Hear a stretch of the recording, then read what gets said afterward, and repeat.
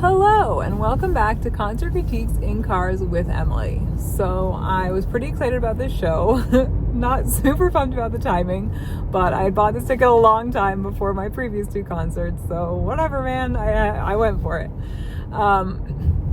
So this was Jack Hayes at the 930 Club, and I did not realize that Jack Hayes was local, so it was kind of cool. I wasn't expecting that, but I will get into that. So anyway, the opener for tonight was Remo Drive, and they started with an instrumentally heavy start, and then it dropped a bit for the verse. The lead singer did like one of those like circle, like his whole arm like went in a perfect circle while he was playing the guitar, like so heavy metal. It was great. While they were playing the guitar, it was hard to hear the lyrics a little bit kind of throughout the set, and again, it's like, was it just because I'm an unfamiliar listener? But it seemed like when all the instruments were playing, it was a little tough to hear. The next song had a short, quick feel. It was heavy instrumentals to start. Then it broke down to just the guitar, and I loved the guitar part. I thought that was really good, and I really liked the shifts in the singing during the chorus, so that was cool. And I actually really like the instruments between the chorus and the verse, so I really liked a lot of that song. Again, hard to hear the lyrics, but the lyrics I did hear at the end of the song I really did like, so that was at least good. After that, it was an instrumentally heavy start. Really liked the guitar when it came in. Could hear the lyrics in the verse a little bit more, so that was good. And then in the chorus, he held a like high note, so that was pretty cool. So yeah, that was awesome. After that, someone in the crowd yelled, "Play AC/DC," and he was like, "Okay, this one's by AC/DC," and then they actually started playing the song, so that was really funny. But they didn't like go into the song. He just like played the first few like notes, which everyone who knows, like, I don't even know AC/DC, but I know the start of that song. So yeah, so that was pretty funny. But then he played something else, so it was less instrumentally heavy to start, and it definitely had like more of a chill vibe to it. You could hear more of the lyrics, so like in the middle of the song he yelled like "Happy birthday," and then I couldn't hear what the name or word was. "You deserve it." So I'm interested to know if that's in the recorded version. If you know and would like to share, please do. I would love to know. So yeah, so then the next song had a similar feel, which was a good follow-up. Again, less instrumentally heavy start. And I really liked the way that the chorus used, so it's like I just can't help myself, but he like used it in a clever way to not mean like I can't control myself, but to mean like I like someone else needs to help me. I can't just do it myself. So I thought that was cool. And then also like didn't fall into the cliche of like finding trouble everywhere I go. He like kind of made it like I find trouble wherever it hides. So I liked that. I thought that was like a good little twist on certain things. After that, he introduced the song as Mary. It had a less instrumentally heavy start, shorter, quicker feel in the lyrics, and in the verses. Fun guitar instrumental between in the instrumental bridge. All three guitars and basses like rocked back and forth simultaneously, so in like a coordinated way, so that was cool for during the outro, for the instrumental outro, so that was pretty neat, super fun. Then after that, the next song had a less instrumentally heavy start, slower feel, liked the lyrics in the chorus, and then the guitarist, so not the lead singer with the guitar, but the other guitarist like sat down and played what sounded kind of like a saw like instrument, like a high-pitched like warbly sound. So then after that, there was a slower feel, but still had an instrumentally heavy start. So even though it was slower, like all the instruments were there, and then had a really good build up into the chorus. So then like at the end, there was like a really interesting and big instrumental shift. So that was kind of cool. And it was kind of like just at the end, like no lyrics I don't think we're saying, so that was interesting. After that, the next song had a faster pace to start. It was instrumentally heavy, dropped for the verse. It was singing like the whole time, but kind of bordered on talking for the verses, so that was interesting. Like it was singing, but it definitely felt more of like just on that border of like talky. So that was just an interesting way to sing that song. So then after that, he put his guitar down, and the music started, and he did like a forward somersault, I guess, across the stage before picking up his guitar again. So that was fun. It was so random, but so fun. And I really liked the pre-chorus for that one. Again, just like super fun to get something different. And then for that song, I also liked the lyrics in the second verse. So I was finally starting to like hear the lyrics a little bit more. And again, when it wasn't super instrumentally heavy, it was definitely more clear. I like the instrumental bridge. Okay, so I like the instrumental bridge, right? And I'm like, oh man, these guitars are like rocking right now. And then all of a sudden, like the keyboard came in, and I was like, nope. It was like piercing sound. Didn't like that. So when that stopped, that was great. So then like the lead singer with his guitar like got on his knees and bent all the way backwards with his guitar, and then like basically did guitar crunches, like up and then down and up and then down. And I was like, dang man, I'm trying to like do crunches and it's hard. I can't imagine doing it with guitar like the way he was seated on the floor. So very, very impressive. So then after that, they sped up the pace in the lyrics, and got like really like heavy and full feeling. It honestly could have been a new song, maybe, I'm not really sure, but I really liked the heavier feel. And he even had like some screaming words that were like screamed instead of sang.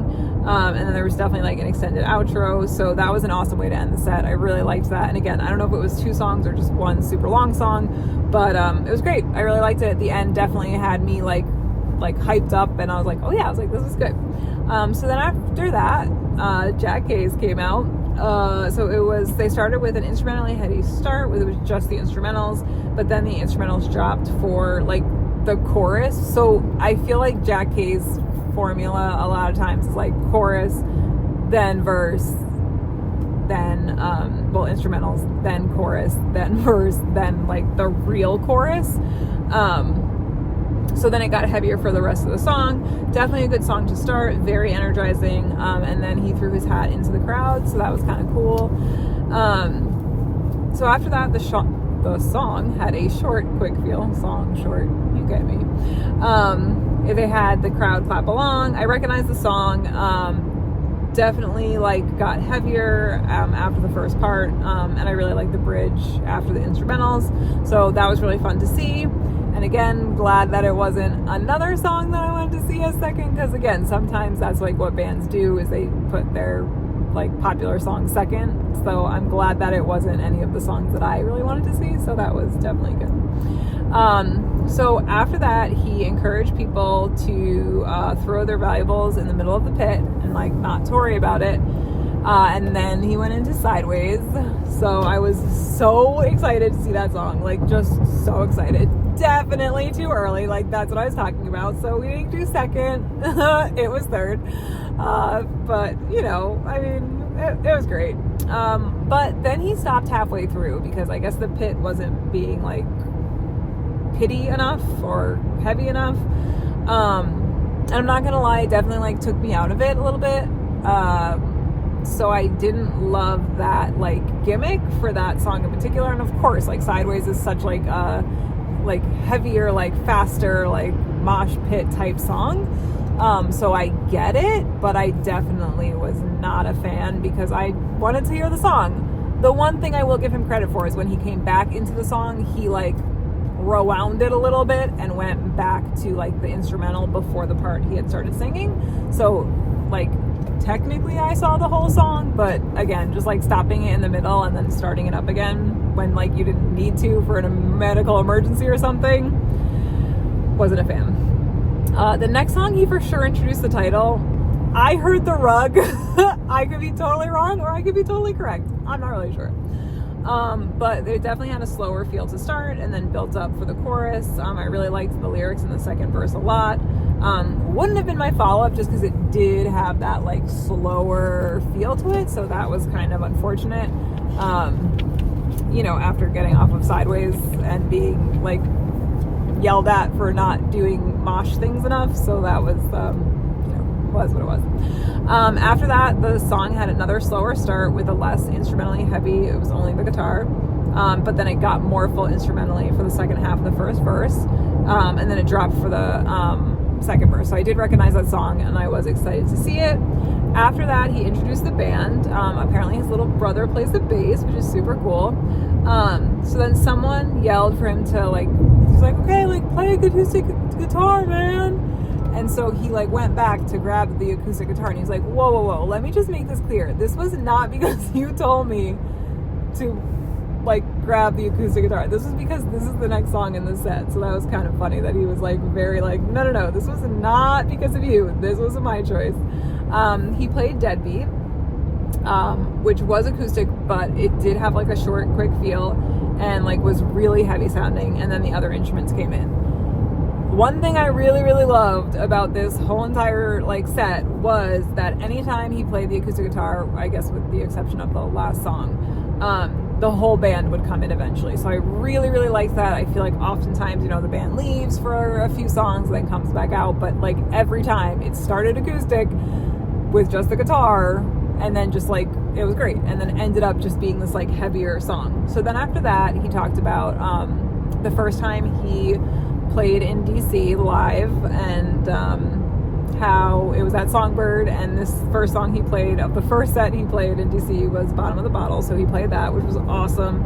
I really, really liked the lyrics, especially in the second verse, so that was amazing to see live.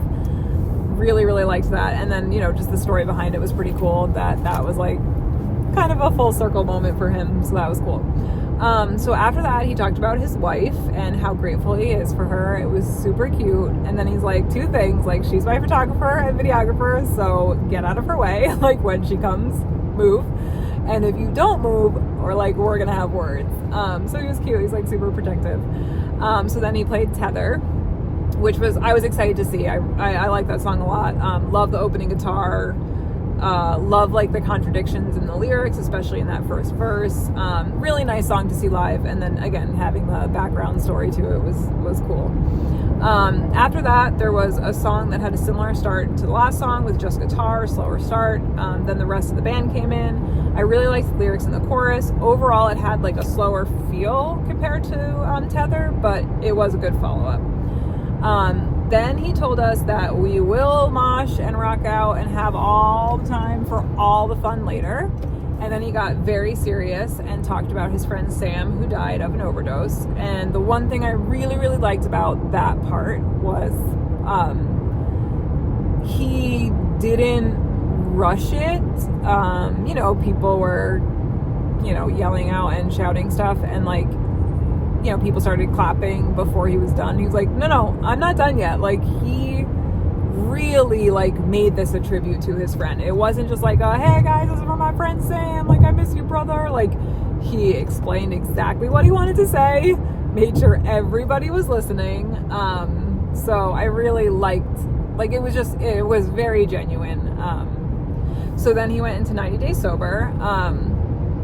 And he talked a lot about, like, how for the video they collected stories and pictures and videos from people who had lost loved ones who were struggling with loss and addiction. So I really liked that song, and again, I was looking forward to seeing that song. And, you know, just, like, especially knowing the story behind it, but it just really, like, was awesome. And when the other instruments came in, I really liked that. Definitely had, like, a fuller feel for the bridge, and then it dropped out again. Really beautiful song to see live, so that was really cool. I really liked that. Then after that, he switched guitars back to the regular electric guitar. Slower start, and then got heavy, dropped, and slowed for the second verse. So that was fine. Then after that, he played Caffeine, which I was so excited to see. It was so fun. Way too early for me. Again, it would have been Sideways, Caffeine, and blew it, like, all down the line for me. You know, definitely 90 Days Sober. Love that song, so that was cool. But yeah, those should have been the last three, in my opinion.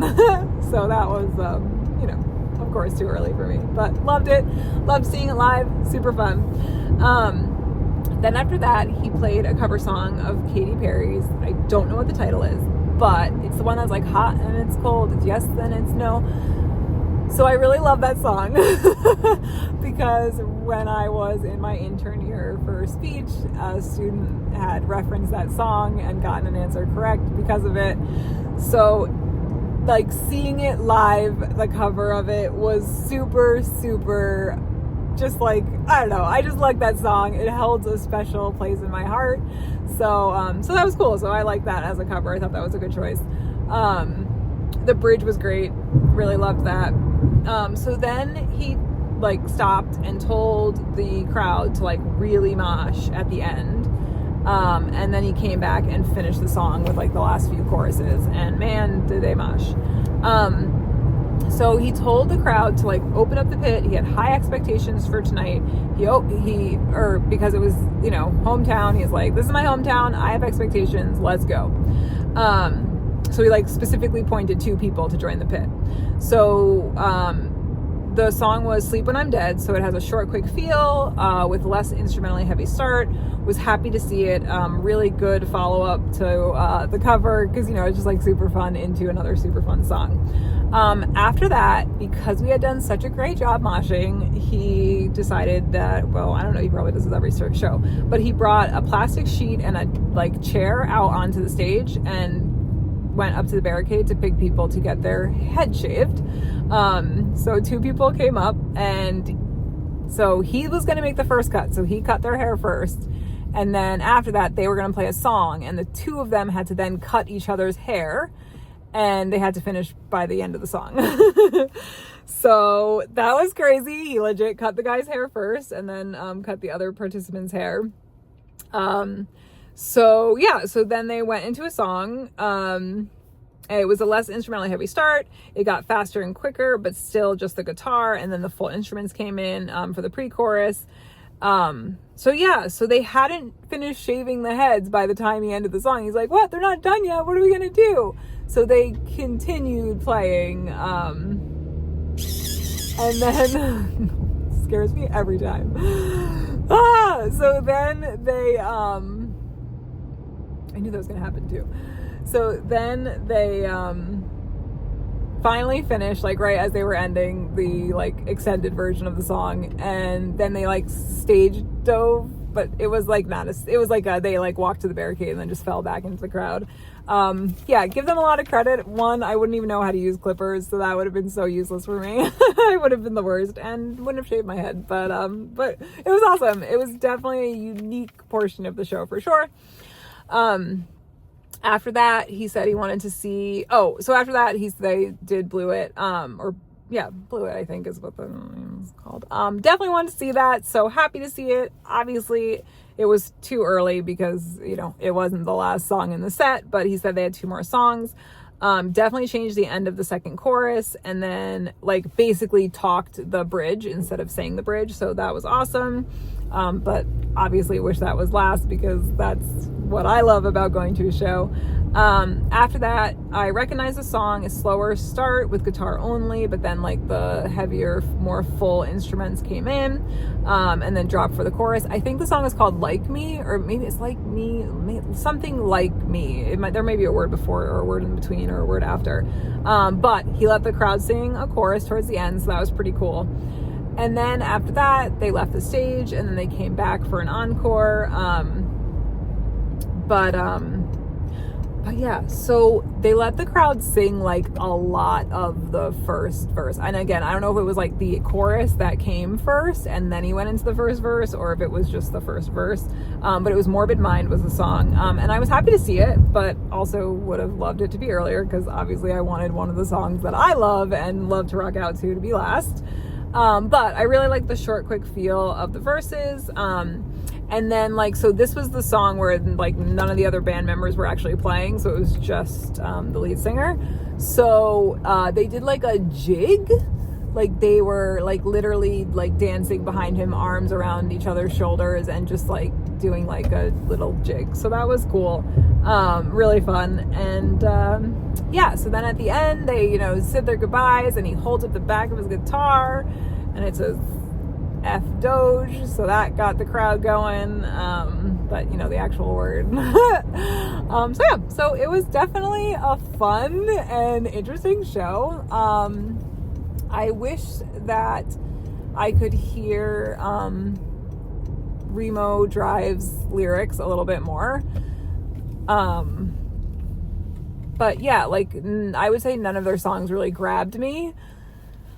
Some of them were good and definitely like held my attention, but oftentimes I just found myself kind of like, but yeah, so maybe I would have to listen to them recorded versions of their songs. And again, I think if I could have heard the lyrics more consistently, that would have made a difference.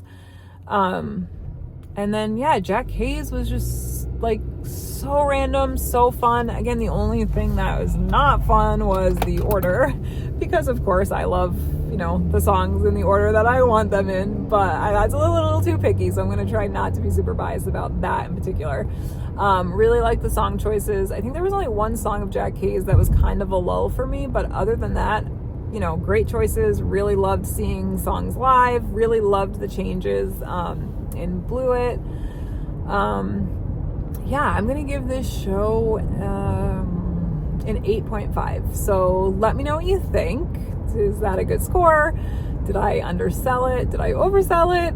Were you there? Did you want to be there? Had you gone to a different show? Like, subscribe, comment, and I will see you guys next time. Bye.